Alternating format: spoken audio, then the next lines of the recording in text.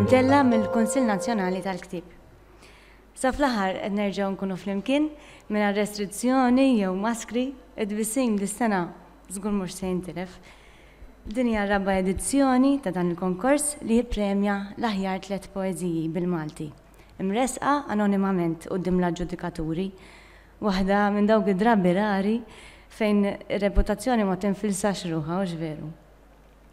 Naf li qed tistennew bil-ħerqa min huma r-rebbieħa u l-qari tal-poeżija tagħhom, imma jekk ma jimpurtax se nħallikom ftit ieħor fuq ix-xwik, fuq is-siġġu insomma, komdu xejn. Il-Kunsill Nazzjonali tal-Ktieb ikkollabora mal-Modern Poetry in Translation li hija rivista dedikata għall-aqwa poeżija dinjija kontemporanja. Kollaborazzjoni li se twassal biex naraw il-poeżija Maltija tradotta fuq il-paġni ta' din ir-rivista f'waħda mill-ħarġiet tas-sena d-dieħla. U għalhekk se nħalli f'idejn it-tekniċi u f'idejn Ġan Paul biex jurina l-filmat lil persuni wara din ir-rivista ħejja għalina.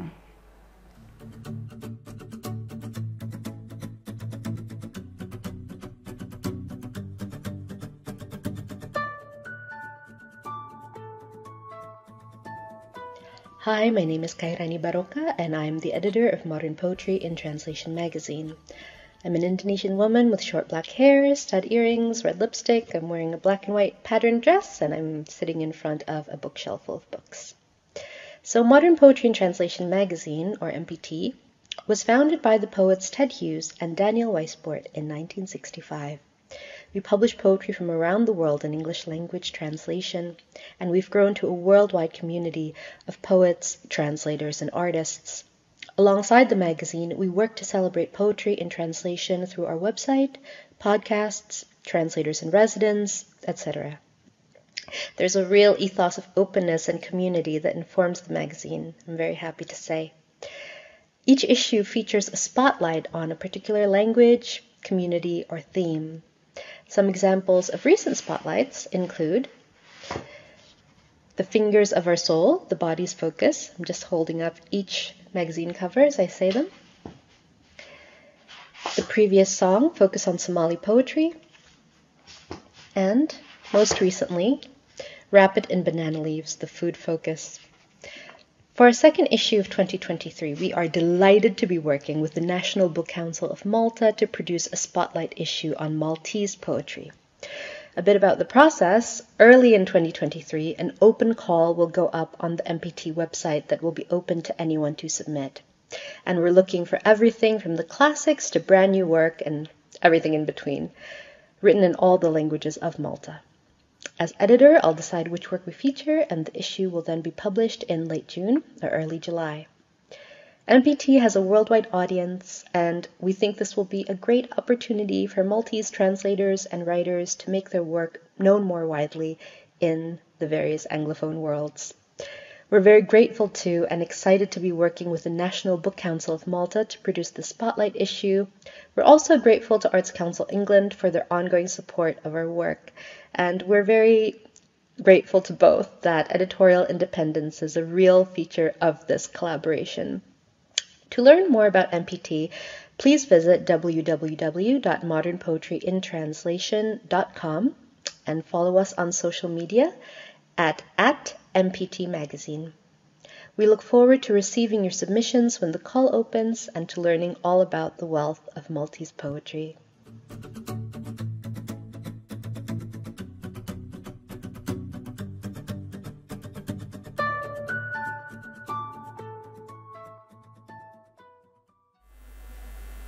Grazzi Ġan Paul. U issa biex jgħidilna kelmtejn nistieden iċ-Chairman Eżekuttiv tal-Kunsill Nazzjonali tal-Ktieb, Mark Camilleri.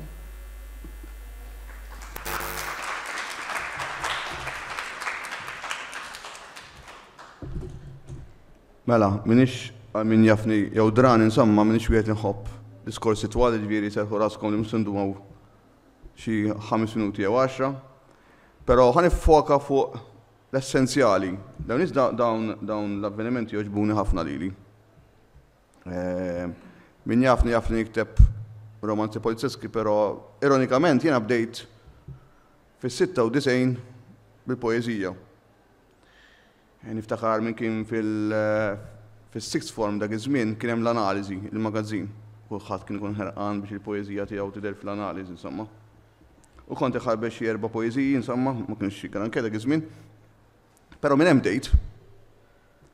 U dal-konkors huwa proċess interessanti li tara xogħlijiet ta' poeti stabiliti, ta' minnu f'udjenza, poeti ġodda, poeti prospettivi. U lan tiegħu propju huwa dan illi aħna nerġa' nqajmu l-poeżija bħala letteratura popolari, mhux biss bħala letteratura popolari. Jiena kontent li mis-sena oħra, pereżempju, sena oħra kont għamilt talba biex ikun hawn iktar poeti jissottomettu b'xogħol, kellna 50, jekk niftakar sew is-sena. Is-sena tlajna 80. Ġifieri għamilna qabża sostanzjali. Jiena di natura miegħi nnifsi qatt ma nkun kuntent għaseb wara mal-affarijiet li naħdem fuqhom jien ġifieri, is-sena diha nixtieq nara iktar. U nixtieq nara iktar għaliex naħseb li hemm żerrija tajba.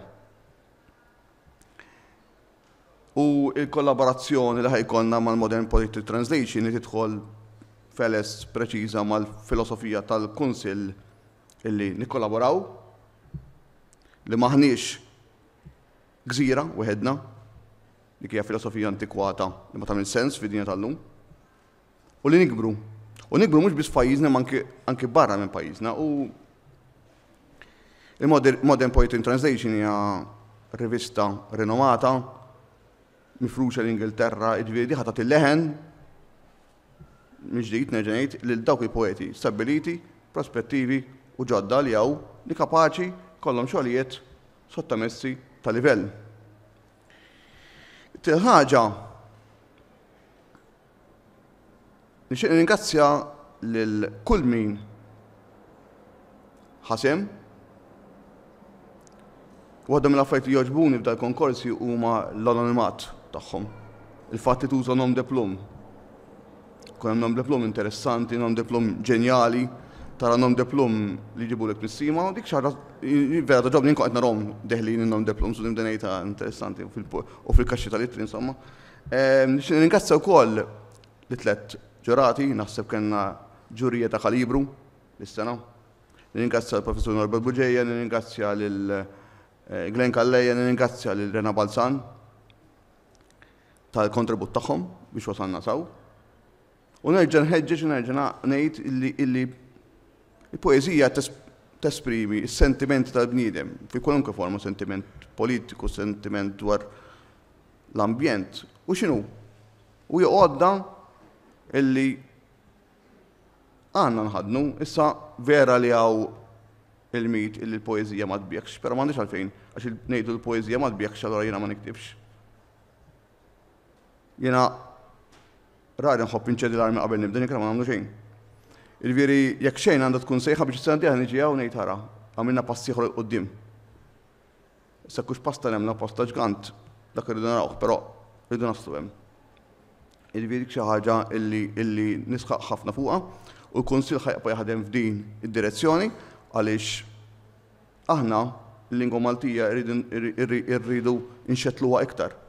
Diversi modi ta' ġifieri, imma da waħda mill-modi, ġifieri aħna qed taraw festival dis-sena naħseb xi ftit differenti minn kont qed taraw is-soltu, għaliex l-idea tagħna ilha nkomplu niftħu iktar u nwessaw iktar l-orizzonti tagħna. Anki kuntent bl-udjenza li hawn il-lejla. L-udjenza li hawn il-lejla tfisser il-poeżija naħseb għadha ħajja, anki fġieħ Dorin Mikallef. Jiġifieri nirringrazzjakom tal-li ġejtu, nirringrazzjakom tal-li pparteċipajtu u nħeġġiġkom teqgħu tikbu. Rajt jiġifieri xi ħaġa importanti ħafna. Grazzi mill-ġdid.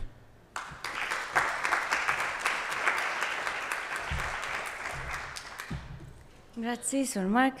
Intenni warajh li dan hu festival prestiġjuż, jiena personalment kont kontenta ħafna li għalu li biex nippreżentah.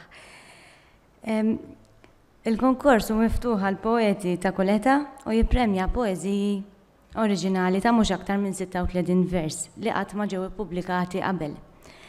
Kif diġà għedt, kull poeżija tiġi evalwata anonimament u għalhekk kull parteċipant jibda mill-istess punt ta' tluq.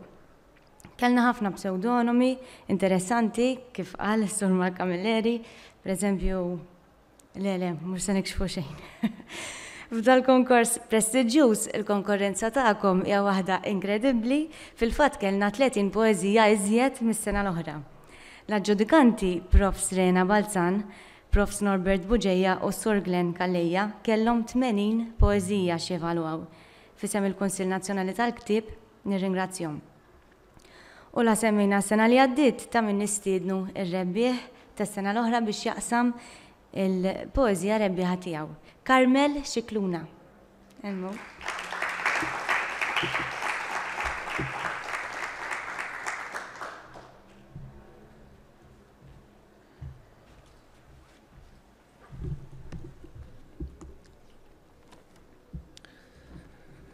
Submersi filji.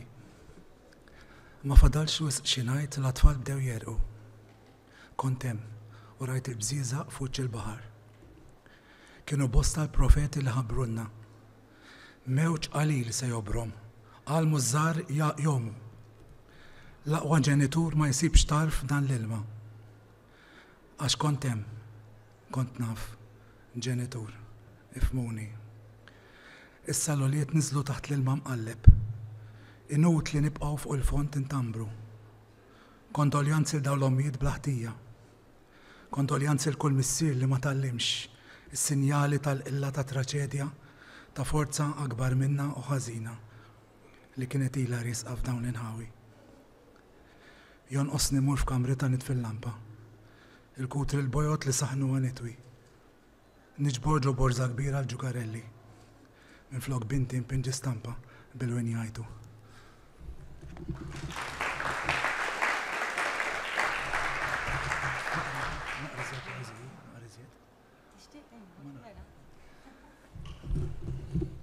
Għax kienu għallu li għandi 5 minuti biex 5 sa 10 biex naqxi poeziji. Dawn mill-ktib il-ġdid li se noħroġ is-sena d-dieħla min jodos bla maskara. Xaħat, tuni l-xaħat jekk joġobkom. Xaħat li jaf u jifhem u fuq qalbu żieqa roża u sfronda l-palazz tal-ħġieġ li rema l-ġugarelli kollha li jodos u ma reġax tela fil-wiċċ għax sab il-qroll. Xaħat li ħarab biex ma jiskontax is-sentenza. Tuni l-xaħat b'musbieħ nemnem biex inebbaħni minn ħajta dawl. Tieqa. Jien tieqa waħda jaħsbuni f'qajjar, imma tieqa kbira, teżor. Il-ġniellu s-Surjus jafni ġardinar. La safar ikellmuni u nifhimhom. Ixtieli qishom versi fil-lieri ta' kull daqs. Innaqqi, nisbor, imbagħad wara tieqa quddiem il-ġnien. U ħadi tallimt inħares, nirrifletti u nħoss. Ma nistax ninsteraq u niftaqar. Ftit jifmu kemm tqantar kull virga mġawra ta' poeta bħali. Tieqa waħda. Kenura. Bħal kenura tiegħek il-verità. F'nofs baħar ta' gideb. Ir-riski minn kull imkien. Inti tibqa' taqdef felħan u ħerqan lejn il-port imbiet tal-fidwa. Tibqa' tittama li tasal. Il-leħen isieħlek. Il-leħen isieħlek mill-qalba tal-foresta. L-ilma jiskula fil-kenura tiegħek fuq xmara quddiem il-foresta taħt il-muntanja. Intaf li trab joħroġ ukoll mill-blat tal-muntanja. L-imqadef jarqulek. Tinżam it-toqol kollu u bla maskra todos fi xmara nġazzata.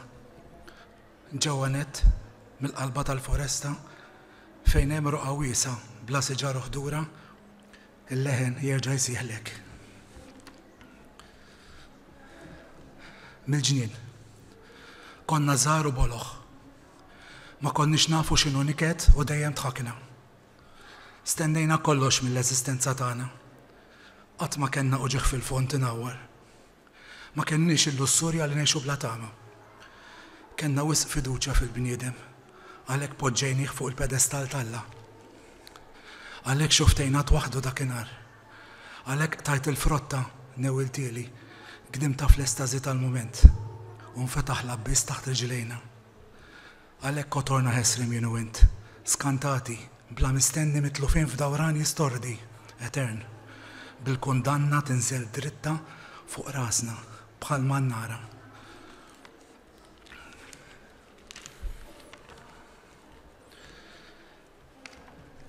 Ħanaqra l-aħħar poeżija mill-ktib tiegħi t-tieni antoloġija ta' poeżija l-ambjent li qeridna.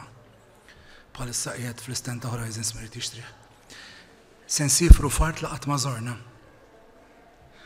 Daqt naslu fl-aħħar kapitlu tar-romanz. Intemu l-aħħar paġni morri tiegħu. Inċekċku grok jew tnejn qabel immorru. Illaqtu ftit mill-fdal tal-poeżija. Se nippakjaw flimkien il-litqa l-bagalja. Se nitfu dwar tal-kamra ċkejkna tagħna. Ħanistennew mill-bot it-taksi ġejja u nbusu lil xulxin għall-aħħar darba. Imbagħad ħanaqdu l-ajruplan mill-mitjar u nsifru fart li qatt u qatt ma żorna. Grazzi ħafna.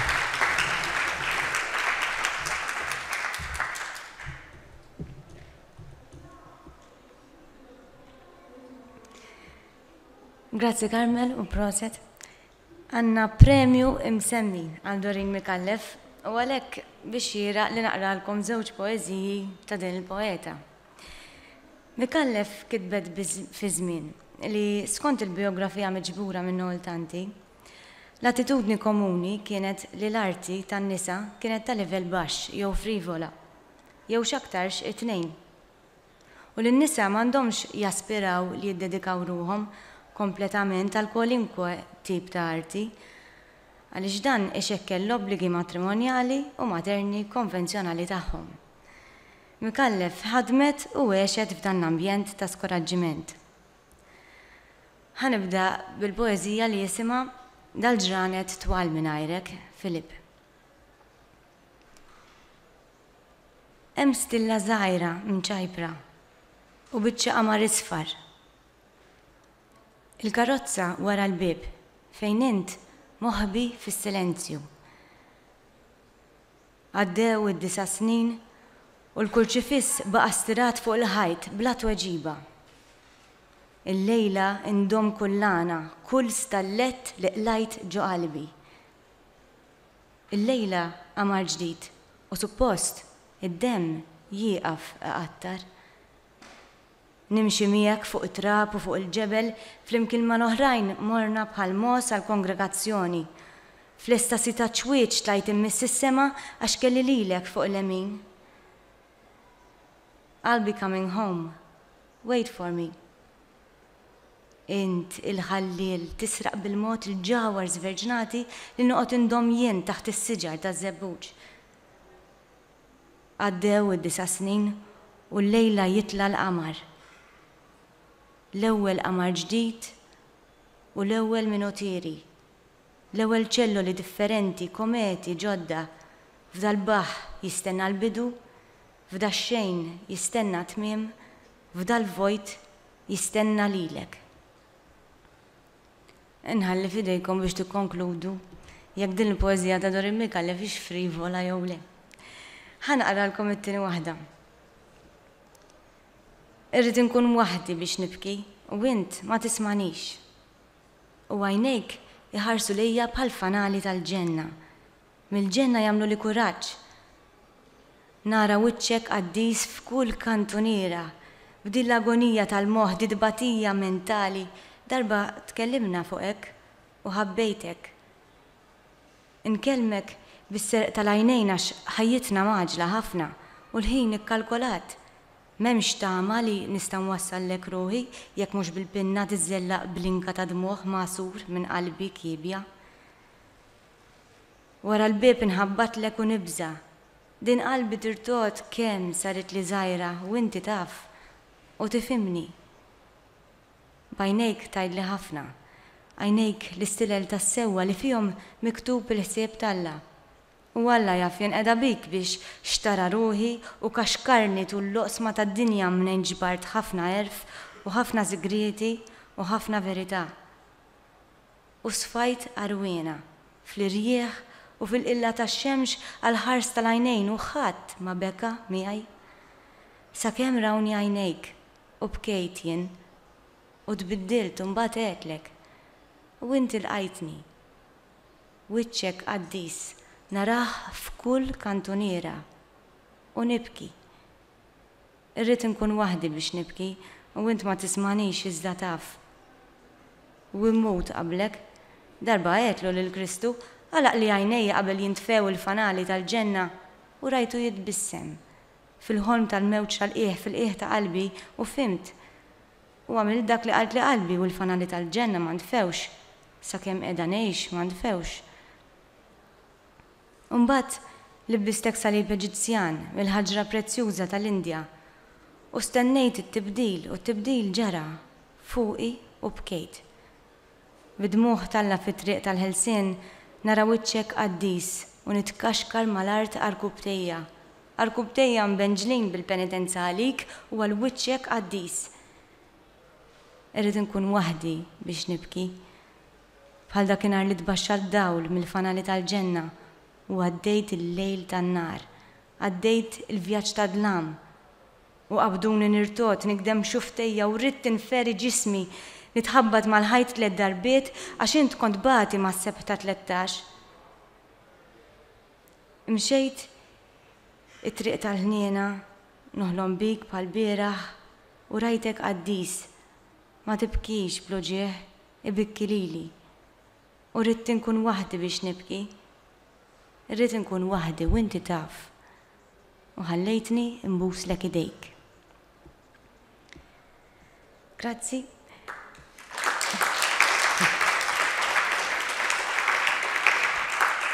Issa wasalna biex inħabbru 3 poeżiji rebbieħa tal-konkors ta' din is-sena. Nibdew bit-tielet post. Il-poeżija Kamra Żejra X'imkien ta' Mirjam Kallejja.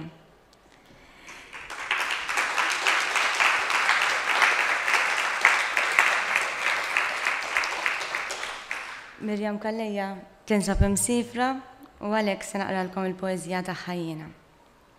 Kamra Żejra għal Presque Isle ta' Louise Gluck. X'imkien 5 minuti mill-baħar hemm kamra żgħira. Inti, il-baħar, dik l-inti li tinkiteb fil-poeżiji. Isaqsuni fuqek, tipika tiegħek li tgħix f'dawn l-ispazji, f'din il-poeżija bħalek tiegħek. Kamra żgħira x'imkien, f'kull int 5 minuti minnek il-baħar. Kamra, x'imkien, baħar, il-poeżija tintebaħ fik. Naħseb ħaġa fil-pajot.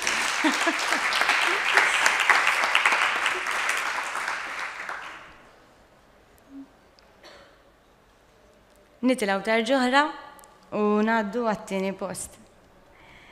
Il-poeżija Mużew tal-Istorja Naturali l-Imdina ta' Jasmine Bajada. Nistieden il-Jasmine titlaw nħalli tiġbor.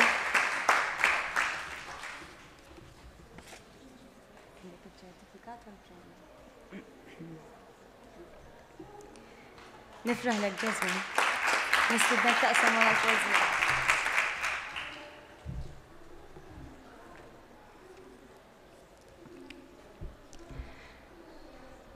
Mużew tal-Istorja Naturali l-Imdina. Poġġejt idi fuq il-qafas ta' sidrek u ħassejt qalbek tibbalsma ma' kull tajra maħsuda f'poża li rajna beħġiġ kiesaħ.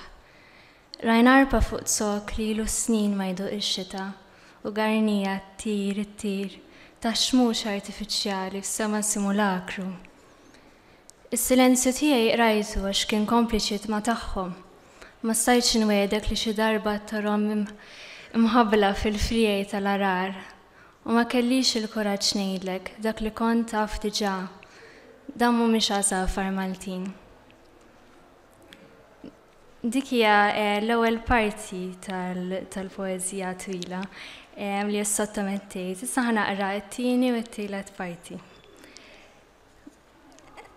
Sinna bla ħalq tirrakkonta storja ta' selvaġġ f'oċean inġassat waqt li rkiekel ta' dawr roż aħdar jinħallu mas-sema jixelu mal-lejl palazz ieħor tas-silġ. Ta' dajjes li ġabu bar tiksaħ mill-Artiku baħara tas-seklu 20 li nifdu u qatlu kemm riedu, kemm felħu, saru ħrejja fil-ħlejja f'idejn il-bnedmin. Nifdet li nasi din is-sinna twila bla ras u bla ġisem ta' narwal li għex f'baħar ieħor. War spiċċa tawn fil-Mediterran hemm intom kliem is-sinna. L-istorja mhi xejn naturali la tan-narwal u qassal umani. F'dan il-mortwarju sibt il-faraġġ fik, il-bniedem kapaċi jkun sabiħ meta jrid. Issa ħanaqra poeżija oħra, jisimha Defni u koll għandha żewġ partijiet. L-ewwel parti jisimha Defni Siġifikazzjoni u t-tieni parti Siġra tar-Rand Defni. Din hija ispirata mill-Metamorfosi ta' Ovidju u nixtieq niddedika lin-nisa li huma vittmi ta' violenza domestika, ta' maskulinità tossika u vittmi wkoll ta' nuqqas ta' ġustizzja. Defni, siġifikazzjoni. Jixtieqni tiegħu, jixtieq l-era ta' ġismi f'għajnejh, f'ximkien fid-lam fejn ġaċinti ma jikbrux. Jixtieq demmi mxerret f'xewqa violenti biex bħall-lira tiegħu nokrob taħt idejh għanja ta' deflorazzjoni u nifsu ħata f'xari tiegħi qed jinqatali ma niġri għadni u nifess ħafja fuq di-xewqa li għandi, xewqa l-krua ħanfannada f'dil-ħamrija fertili, nifess ħafja fuq di-xewqa ħadra li għandi li nimbidel li nsir. Siġra tar-Rand Defni. U minni baqa' biss buħiti u l-ħajja tħabbat taħt qoxorti fil-vini. Grazzi.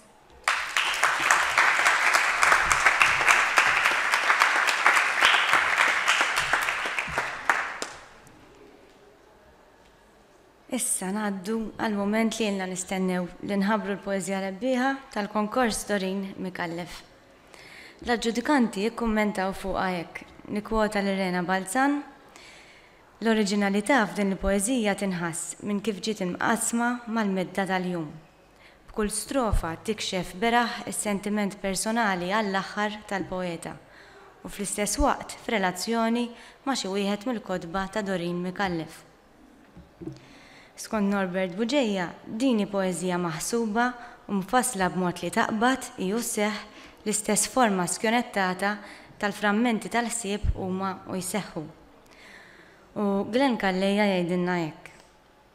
Il-forma u l-versifikazzjoni jirriflettu l-burdati ta' xbijat u l-preokkupazzjonijiet li l-poeżija titratta.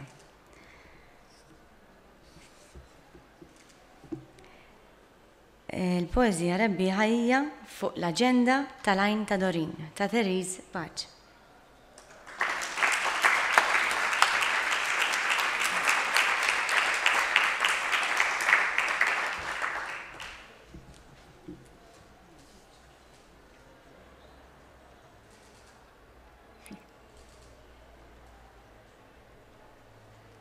Nistidnek taqlalna poeżija tiegħek.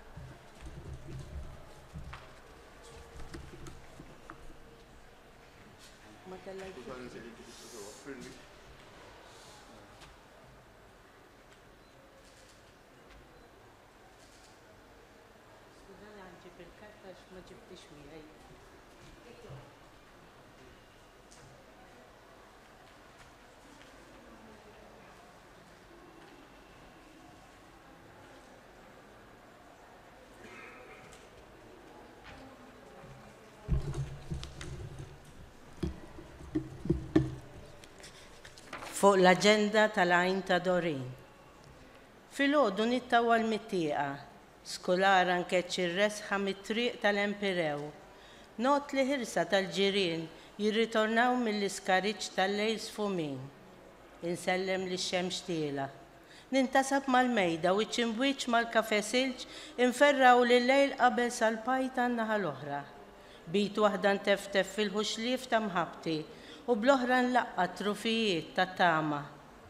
Iktar tard nirrekordja l-atomi tal-ħsieb, tal-riflessjoni, id-de profundis tiegħi, hekk, preċiż kif jaqgħu l-istrumblati fuq moħħi forma skonnettjata, tal-kriżijiet, tad-deżert, tas-suppliki.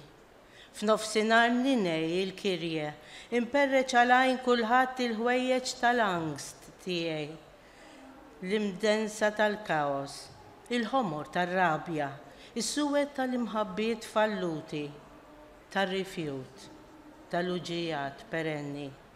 Qabel norqod irraħħam b'xuftejn inġazz rużarji, nimtet trasparenti fuq l-ożor nikta, nikkontempla l-leġenda tal-lejl tal-allat li fassalt f'moħħi qabel mosfruli. Għada fil-ħodu, mill-ġdid nerġa' nibda l-kalvarju tal-kafe silġ, tal-uġijat, tad-diżappunt, tat-trapassjoni. Grazzi.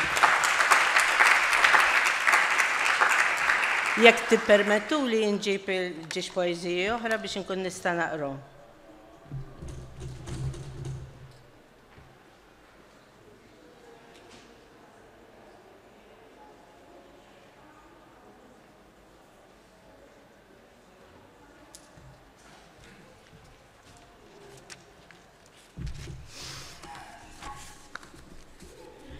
L-ewwel poeżija li se naqra jisimha Valur. Poġġi f'dan il-kuntest il-polz li ħadmek. Fil-ħajja jiswa biss li tkun int, fanal, spalla, tbissima, li jekk ġwien ħajki tiru saqajki jibqgħu mal-art, li taf li int minn xejn meta għandek kollox, immint kollox għalik. Li inti jekk m'intix, għas-sidek illi ħalqek għad irid jitolbok lura u inti ma tkunx tista' tirrifjuta. Li bħarsa waħda toffri qalbek kollha u fuq min taqa' teħel. Li timxi fuq is-silġ bi fjamma taħt riġlejk. Tkun taf kif tikkonċedi tliefi. Li temmen, li tittama. Li fl-iskariġ skifus tal-bżonn ma tbiex birħis il-qaleb tal-prinċipju. It-tieni poeżija li se naqra jisimha Separazzjoni. Tkun ħsibt li bħal l-oħrajn se jseħħlek tgħix fidil id-darba l dejjem tiegħek, la darba bħal ħadid teżerċita l-virtu ta' reżistenza, li ġorra garanzija f'midalja mdendla monqok, biljetta bla ritorn lejn art l-Elizju, traġit lix daqs l-irħam. Il-bidu ma jgħidlekx li żmien irabbi l-kallu u l-kapriċċi, li r-riħ iġibu jieħu u jqalleb ta' taħt fuq, jerħilek tfendi l-weda, t-esperjenza. Tibki xortik jew tisma' krib ħaddieħor bla ma tistħi x'intitfnu l-fantażmi tal-istorja li tkun mietet. Hemm ħolm li tul deċenji, konsistenti, u hemm ħolm li jisparixxi qasir l-omor u jħalli vojt bla qies. Bħal xenqa, bħal imħabba. Tammadlek lil għajnejk bid-doti tagħha, tilluppjak bl-inkant sal-vista tiċċajparlek u xejn ma jiżvujtak daqs lejbin tagħha. Iddensek bil-wedid marriħi tiru bħal qmis li terħilewna ma' kull ħasla. Bħal meta tkun ċafċaf ġol ilma frisk taħt xemx sirġiena u mbagħad l-ilma joqgħod ġol għadira li nittinlek taħt abtejk. Grazzi.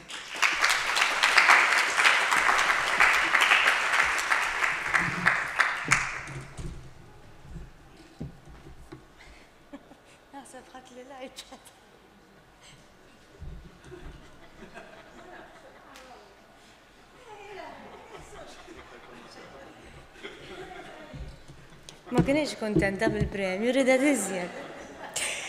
Grazzi Mirjam, grazzi Jasmine u grazzi Teres, tliet nisa li żgur jonoraw it-tifkira ta' Dorin Mikallef. Grazzi lilkom ukoll li naqadtu magħna għal din iċ-ċerimonja ta' premjazzjoni. Inħeġġukom biex tibqgħu taqraw, tibqgħu tapprezzaw u tibqgħu tiktbu l-poeżija. Il-konkors jerġa' jinfetaħ is-sena d-dieħla u għalhekk kull poeżija merħba biha. Sentejn ilu kellna 50 u għedna sena ilu kellna 50 u għedna mhux ħażin. Dis-sena kellna 80 poeżija, issa jew ħalli naqbżu l-100. Provajt nqabbilha insomma. Jiena Marjela nixtieqilkom il-komplimenti tal-lejla tajba. Infakkarkom li ftit ħin ieħor se jkun hawn li hemm illul tintervista lil John Boyne. Ciao ciao.